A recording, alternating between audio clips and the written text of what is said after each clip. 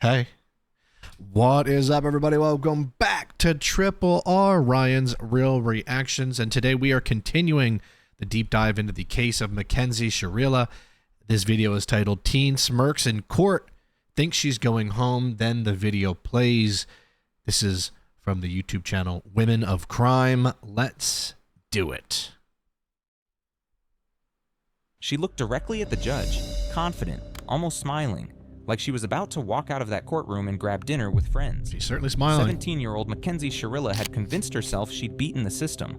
Her lawyers painted her as a heartbroken teenager who'd made a tragic mistake. Memory loss from brain trauma, they claimed. She couldn't remember anything from that night. The defense was working. The courtroom was listening.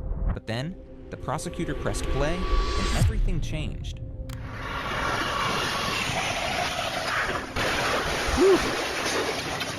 What you're about to see is the moment Mackenzie Shirilla realized her lies couldn't compete with cold, hard evidence. The moment she understood she wasn't going home. Not tonight. Not for the next 15 years. 2 young men were dead, and the proof was Rest in peace to these two guys right here, man.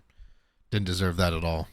all right there, on video. This is the chilling case of the teenager who turned her Toyota Camry into a 3,500-pound missile, and every single detail I'm about to show you has been verified through court records, police reports, and trial testimony. If you've never heard this story before, prepare yourself, because what happened on a quiet street in Ohio on July 31st, 2022 will challenge everything you think you know about teenage relationships, premeditated murder, and how modern technology can expose even the most carefully planned crimes. There was something else investigators discovered that would prove crucial to understanding Mackenzie's state of mind immediately after the crash. Something she said when she thought no one was paying attention to her exact words. According to medical records that were read aloud during the trial, while Mackenzie was being treated at the hospital, she made statements to medical staff that directly contradicted her later claims of innocence. Dr. Esther Tseng, a Metro Health trauma surgeon who worked on Mackenzie's medical care, was called to testify about what Mackenzie told hospital staff in those crucial hours after the crash. When the prosecution asked Dr. Tseng to read from the medical report, the courtroom heard Mackenzie's own words from just hours after the crash. Patient stated she, open quote, wanted to die, close quote. Well, that's insane. She told the staff at the hospital that she wanted to, wanting to die would be... And that it was her fault for killing her boyfriend. Wow. Patient then became tearful, processing heavy loss and depression since her accident. That's Patient shared insane. feelings of grief, guilt, and shame. Patient stated she wanted to die and that it was her fault for killing her boyfriend. Let that sink in for a moment. This wasn't something said weeks or months later when she had time to think about legal strategy. This was Mackenzie hours after the crash, admitting to hospital And staff once again, look at that car, man. I mean, good God almighty. that it was her fault for killing her boyfriend. When the defense attorney tried to downplay this statement during cross-examination, asking for clarification, They probably were trying to state, oh no, she wasn't in the right frame of mind. She was not coherent. It's like, you don't say something like that concise and that clear, unless you are, you have to be in the right frame of mind to even utter that statement. You know what I'm saying? Dr. Singh confirmed. You just said and read that Mackenzie said it was her fault, correct? I did read those words. That's what it says. It didn't say that she purposely killed someone. Just did it. Those words do not appear in that note. And whatever those words were, you weren't there to hear them. That is correct. This hospital statement would become one of the most damaging pieces of evidence against Mackenzie's later claims that she couldn't remember what happened. And Why would anyone at the hospital staff lie about that, though, you know? it was all an accident. But prosecutors didn't just rely on technical evidence and witness testimony. They also presented a different side of Mackenzie that most people had never seen. Her own words from social media that painted a disturbing picture of her mindset. Shortly after the crash, Strongsville police were notified that they had received concerning emails from the community that the defendant and her mother were seeking employment with the Los Angeles modeling agency. Mackenzie Shirilla said to Vitaly, "Thank you for the comment. I would love to work with you guys. I've been emailing you guys a lot. Such a great opportunity. Thank you." During the trial, prosecutors played So trying to use what happened to her and whatever notoriety she was getting from such a horrific incident to then become a model. Definitely Doesn't seem like a, you know, a grieving, forgiving human being. TikTok videos that Mackenzie had posted, showing content that was far from the innocent teenage posts her family wanted the court to see.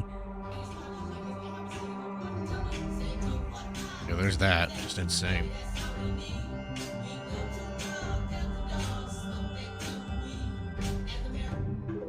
It's crazy seeing TikToks played in court, isn't it? In one TikTok video played for the court, Mackenzie had posted content with the caption, "I'm the one you died for." I'm the one you die for. Are you insane? Yes, she is. Are you out of your mind? Yes, she is. But like, what? Another disturbing. People also forget that, like, when you post stuff like that on social media, just because you delete it doesn't mean it's gone. People save things. People screen record. People screenshot. You know, there's ways to get things. It's like, people need to realize when you're, especially if you're somebody that's like, did something as horrific as she did, you have to just don't be on social media. Post that prosecutors presented as evidence she had written, "I'm not even cool, I'm just one of those girls who can do a lot of drugs and not die." These weren't posts from years earlier when she was a different person. According to court records, these TikTok posts were from around the time period when her relationship with Dominic was deteriorating and the threats were escalating. Dom, if you do not open, like, you think I'm joking. You think I'm joking. You think I'm joking. Like, I'm dead ass. What do you mean? You know it. That's exactly what I mean. You don't even know exactly what I mean. You're gonna come open this door right now, or there's gonna be a serious problem. The prosecution argued that these posts showed Mackenzie's true personality, someone who was comfortable with themes of death, violence, and control over others' lives. It's almost like she's flaunting it. We think the defendant has shown a shocking lack of remorse, Your Honor. We think that she has continually put forward that this was an accident in spite of the fact that the evidence is in direct contradiction. Your Honor, you were on Progress Drive. You saw the evidence that was displayed in court. For the families watching in the courtroom, seeing these posts played on the big screen was devastating. This was the girl they had welcomed into their home, the girl they thought cared about Dominic, posting content about being the one you die for.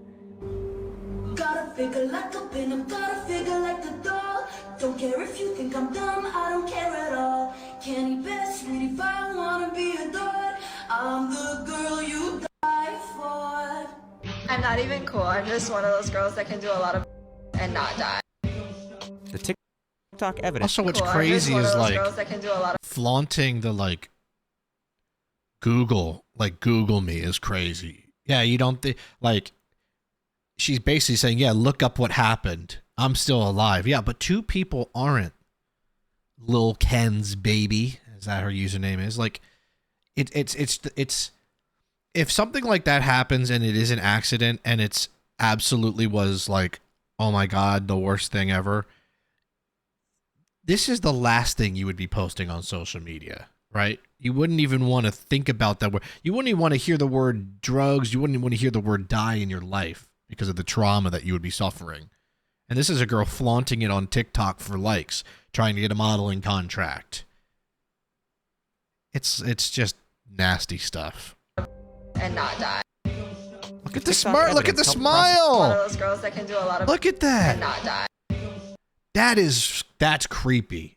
That's a creepy. That's like a villainous smile right there.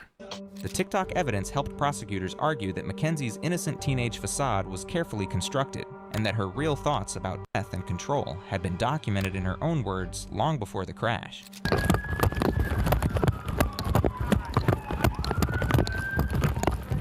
If they showed a parent interview or the parents' like reaction, I'm just gonna skip that because I just watched that in the last video, but.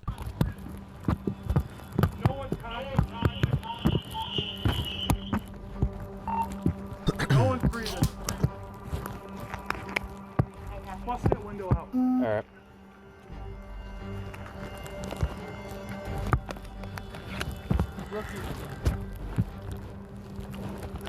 You get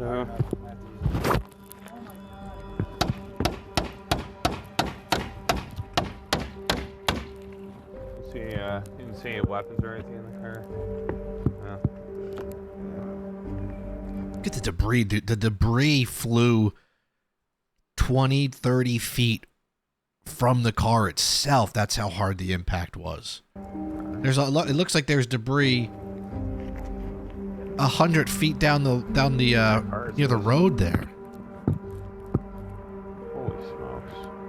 Oh yeah, we already saw this. You're good. Crash. You're under arrest.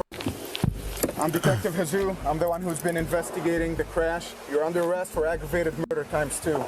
Okay. Nobody's gonna ask you any questions. Nobody's gonna bother you. Can I have your key, please? Could you please be careful taking this one off so it doesn't break the bracelet, please? You got it. You got it. Showing more remorse for the bracelet and the jewelry than she did for the 2 lives she took that night.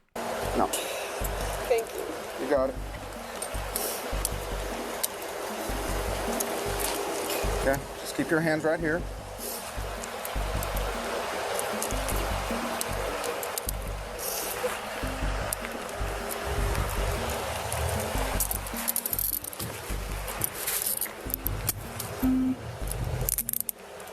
I'm not gonna tighten these, okay? I don't want to hurt you.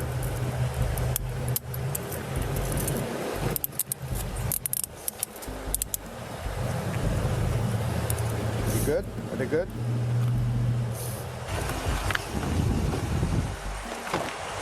We're gonna watch your head going in.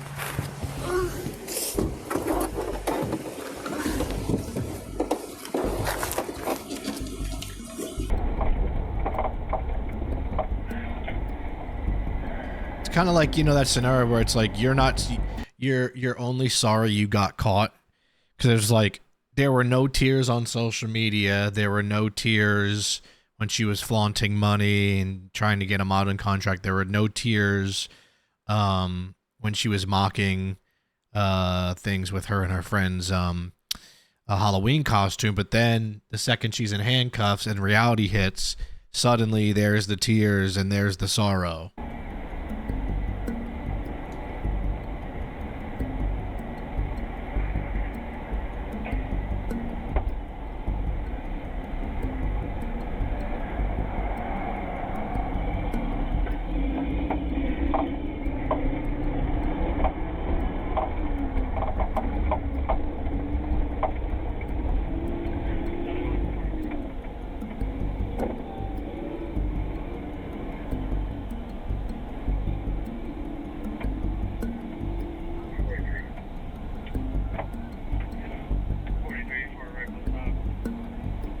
Seems like she's trying to force them tears out. Driving slowly, swerving into the lanes of traffic. Currently southbound on Rural from Brooklyn. A white sedan. John David Lincoln, 7th Street.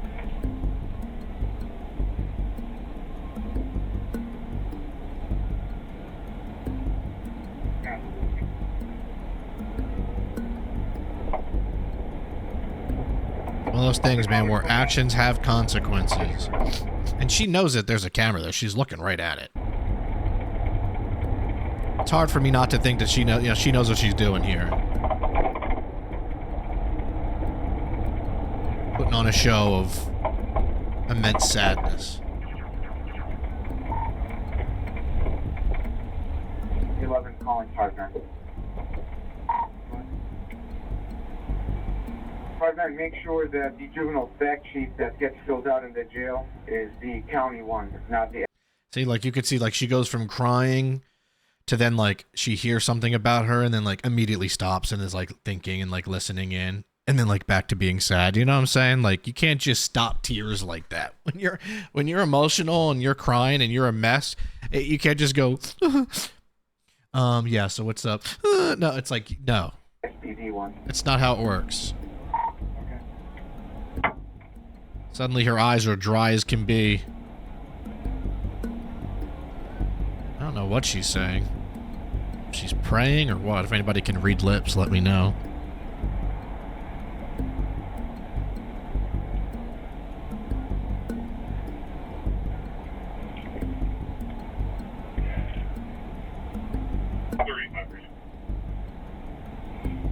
She goes back to crying again. Drake and Pearl to block traffic. Is that gone?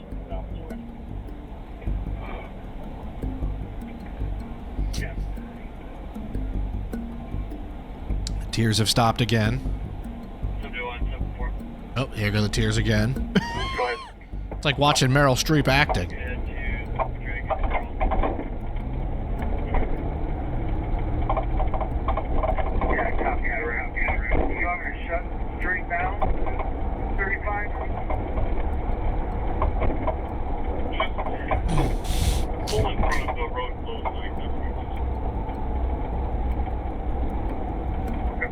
Now she's calm again.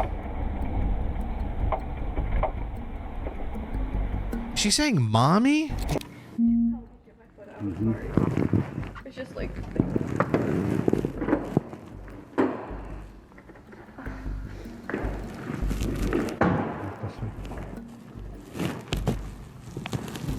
Stand right by that black mat.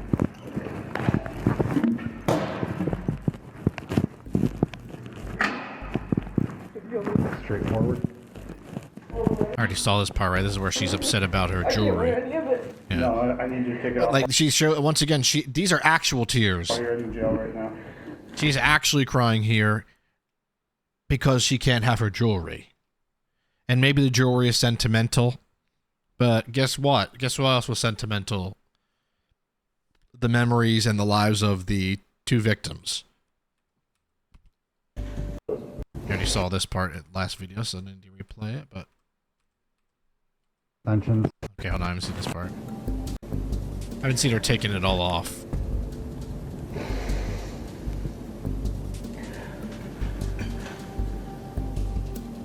I believe in this video, because in the preview it showed like the mom said something. I'm so curious what she has to say.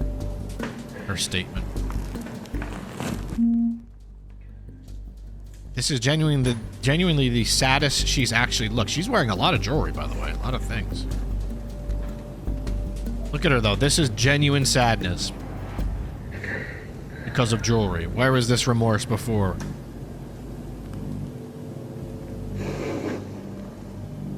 And maybe this is like some... green, or those extensions, clips, you're gonna need to take... And maybe this is, you know, her taking off this jewelry is her way of realizing that, like...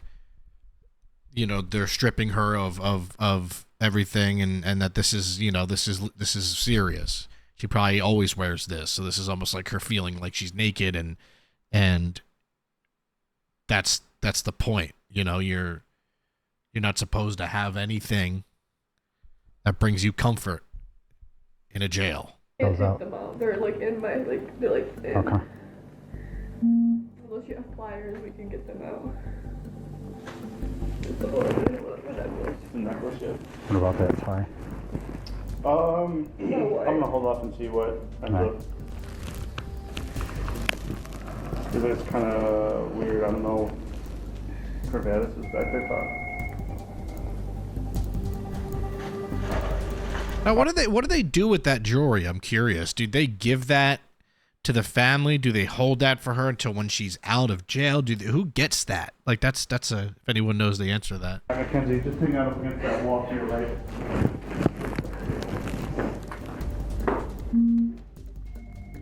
When given the opportunity to speak before... Also, I've had people before in the comments say things like, why do you ask so many questions to your chat, your community here? Well, why not? That's the point of a community. I like to learn. I want to learn and keep expanding. My knowledge on true crime and law has really gotten much more prolific because of you guys. So, like, yeah, I guess, could I just Google it right now? I guess, sure, but I like having legit human answers from people in my community. So that's why I ask so many questions, because, well, I consider you guys like my friends, you know, so it's like, this would be something. I'm just a very curious person, you know, like I just want to know things. Sentencing, Mackenzie delivered what many observers would describe as her final performance, a carefully crafted... See, that's why they showed that whole 4-minute car scene there, because it was a performance. It was, oh, I'm so sad. You see the tears, you see the tears, you see this. Oh, they're talking about me? What are they saying? Oh, no. Oh, man, I'm so sad. I'm so sad. Does the camera see me? Tears. Nope. Statement that continued to avoid... She wants the officers, she wants people to feel bad for her and go, she's just this little tiny innocent girl. she could never hurt a fly. Taking full responsibility for her actions. According to court observers and body language experts who analyzed the footage, Mackenzie specifically asked the judge if she could stand to deliver her statement, wanting what experts called her moment in court. Here are Mackenzie's exact words to the court on August 21st, 2023. The families of Dom and Davion, I'm so deeply sorry. I hope one day you can see I would never let this happen or do it on purpose. I wish I could remember what happened. I'm just so sorry. I'm heartbroken. I love Dom and Davion. We were all friends and Dom was my soulmate. I wish I could take all your pain away. And I'm so sorry. And to my family, thank you for the support and all the love you guys give. Thank you for fighting with me. I love you all so much. Alright, I'm done. Thank you. Thank you. Even in her final statement to the court, notice what Mackenzie still couldn't do. She still claimed she couldn't remember. She still maintained it wasn't intentional. She still focused as much on thanking her own family as on apologizing to her victims' families. Body language expert Patty Wood, who analyzed Mackenzie's courtroom behavior, noted something particularly disturbing. About a minute into sentencing, as the judge described Shirilla's horrific acts, the young woman defiantly shook her head back and forth. According to Wood, to have a defendant at that point shaking their head no is unusual, and it makes you realize she still doesn't quite get it. All right. Compare this sentencing statement to what she had told hospital staff just hours after the crash. It was her fault for killing her boyfriend. The contrast was stark. Hours after the crash, she admitted fault. A year later, in front of the judge who would decide her fate, she claimed it was all an accident she couldn't remember. But perhaps... Right, so which one is it? Which one? Oh, here, okay. Now, this is the part I've been wanting to see. The mom. Her mom. Also, you guys have been asking for jail phone calls. I'm going to be doing those as well. As you guys know, this is a long-term thing on this channel. I'm going to get back to some, like Casey Anthony, I have more stuff to talk about. There's, like I always say this on the show, just because you haven't seen something in weeks or even a month or two, I will eventually get to it. I just flip-flop and go back to different things and, whatever. But yeah, the jail phone calls, I will definitely be doing that with her and maybe her mother. But I want to see what her mom has to say here. The most revealing moment of the sentencing came when Mackenzie's mother, Natalie Shirilla, addressed the court. Natalie Shirilla. Her statement would give insight into the family dynamics that may have contributed to Mackenzie's sense of entitlement and avoidance. Oh no, is she just as bad? How come in all these situations, it's always the parents, especially the mom, that seems like they're just as bad as the daughter or the son? Of responsibility. When asked to state her name, Natalie Shirilla began. My name is Natalie Shirilla. I guess they say the apple doesn't fall too far from the tree for a reason. I just want to say, am I allowed to address them at all? Sure. I just want to say to the families that I'm broken, sad, and lost, and my heart hurts for everyone, okay? Davion was her new friend, and Dom was the love of her life, and he was part of our family, okay? I'm just so sorry that this happened, and we're heartbroken, okay? And then here... Why does it feel like she was rushing to get through that part? Okay, okay, Mackenzie loved Dom, okay? And we're sorry, okay? Was the love of her life, and he... It's like if somebody apologizes and they're like, look, I'm sorry, okay? Versus like, I am so sorry, I don't even, like the cadence and like, but if someone says like, okay, I said I'm sorry, okay? Part of our family, okay? I'm just so sorry that this happened and we're heartbroken. I'm just so sorry this happened and we're heartbroken. It's like, okay, so you give 20 seconds to the families, a 20-second rushed statement. And maybe I'm wrong. Maybe you guys disagree. Maybe you're going to tell me, hey, she just is nervous or something. I don't see a lot of emotion there. I don't see a single tear. I don't see, like, I remember one time I accidentally ate something in the fridge that my dad had pre-made for himself for the day after.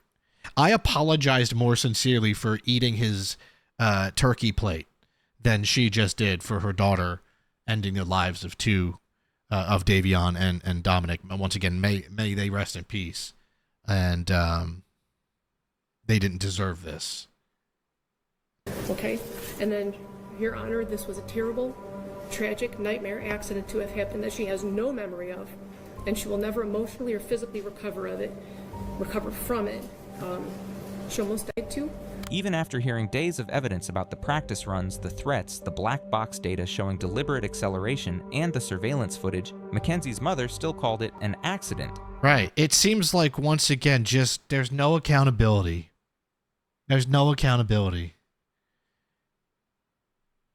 Well, she didn't mean it. It was an accident. She can't remember anything. It seems this seems very rehearsed. Okay, Your Honor, and it's like she didn't even know what was going on, okay, and you know, look, I mean, she almost died too, you know. Well, guess what? She didn't. She's right there. Legal observers noted that this statement provided insight into how Mackenzie may have learned to avoid accountability. Even when faced with overwhelming evidence of premeditated murder, her family continued to frame it as an accident. The mother's statement also revealed the family's plan to continue fighting the conviction. And we're asking that you please not run the sentences consecutive. He was family and we all loved each other. To understand the full scope of... How pissed would you be if you're the other families? Yeah, that being said, please give her less jail time. And we loved Dom, and he was like our family. It's like, yeah, but he's dead because of your daughter. And you have the balls to look at these family members in the eye and tell them, in front of them, and say, we don't think Mackenzie should be in prison because she didn't mean it. She can't remember. Like, F you. Show some damn compassion. Now I'm getting pissed off, to be honest. Because I can't imagine, but like, what those families of Dominic and Davion must have been feeling there. Like, how dare you? You give me a 20-second rushed apology and that's just bullshit. We need to look at how her story changed over time and how her own words ultimately convicted her. Look at, she looks, in that scenario, she looks... Hours after the crash changed over time and how her own words... She does. She almost looks happy here. Like, ultimately...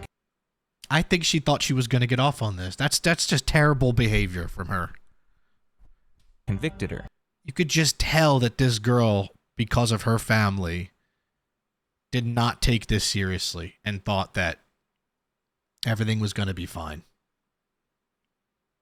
Actions have consequences. Hours after the crash, when she thought she was speaking privately to medical staff, Mackenzie said it was her fault for killing her boyfriend. But by the time of her trial, her story had completely changed. She now claimed total memory loss and maintained it was all an accident. Right, you either lose your memory after a crash and don't remember anything, or you don't. It doesn't happen a month or two later. Just kids being kids? Is it Dominic grabbing the steering wheel? Is it Mackenzie maybe speeding? Just kids being kids. She was going 95 miles an hour. And say, oh my God, dark out, it's light, I'm coming up to this, I better do something. And she goes like that to avoid an accident, not acting purposely, but in fact trying to avoid it. Is it sudden acceleration, panic? Those are... Even if you're panicking, you're not going to accelerate the entire time and have no lines of braking. Stop it. All possibilities. We are really never going to know what happened in that car, much less prove by evidence beyond a reasonable doubt that she purposely drove that car. Purposely. It has to be established that at the time in question, there was present in the mind of Mackenzie a specific intent to cause the death of her boyfriend Dominic Russo and her friend Davion. At sentencing, she told the court, "I hope one day you can see I would never let this happen or do it on purpose. I wish I could remember what happened." I wish I could remember what happened. See, that feels like BS too, because I would say people who have gone through some horrific trauma, they wouldn't want to remember what happened. That statement of saying, I wish I could remember, it's like, I don't know if you would want to, and she can, I believe she's lying, but like, would you really want to remember something that ended the life of your boyfriend and one of your best friends? Meanwhile, her social media posts from before the crash told yet another story. Posts like "I'm the one you die for" suggested someone who was comfortable with themes of death and control, and the evidence from 2 weeks before the crash showed her making specific threats. "I will crash this car right now." Put it all together and you have a clear pattern. Mackenzie made threats, practiced the route, carried out the murder, initially admitted fault, then spent a year crafting a new story for trial.